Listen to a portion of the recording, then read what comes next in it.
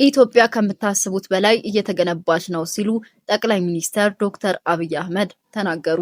ዜጎች መልካም ነገሮችን በማየት ተስፈኛ ሊሆኑ ይገባልም ብለዋል።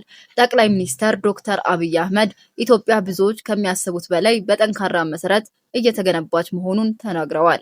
በተለይም ዓለም አቀፍ የነዳጅ ቀውስ በገጠመበትና ትላልቅ የዓለም የአየር መንገዶች በረራዎቻቸውን እያቋረጡ ባለበት ወቅት የኢትዮጵያ አየር መንገድና የሀገር ውስጥ የትራንስፖርት እንቅስቃሴ ሳይገታ መቀጠሉን ጠቅሰዋል። ይህም የሆነው መንግስት ለነዳጅ ድጎማ በወር እስከ 20 ቢሊዮን ብር የሚደርስ ወጪ በማውጣቱና ህዝብ ላይ የሚደርሰውን ጫና ለመቀነስ ባደረገው ከፍተኛ ጥረት መሆኑን አስረድተዋል። ጠቅላይ ሚኒስትሩ አክለውም ዜጎች መልካም ነገሮችን በማየት ተስፈኛ ሊሆኑ እንደሚገባም አሳስበዋል።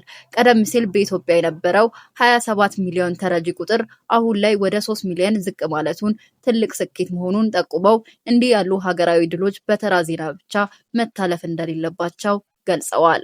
ኢትዮጵያ እያከናወነች ያለችው የልማትና የግንባታ ጉዞ ለተነሱት ጥያቄዎች ሁሉ ተግባራዊ ምላሽ እየሰጠ መሆኑንና ይህም የዜጎችን ተጠቃሚነት የሚያረጋግጥ መሆኑን ጠቅላይ ሚኒስትር በንግግራቸው አጽንኦት ሰጥተውበታል።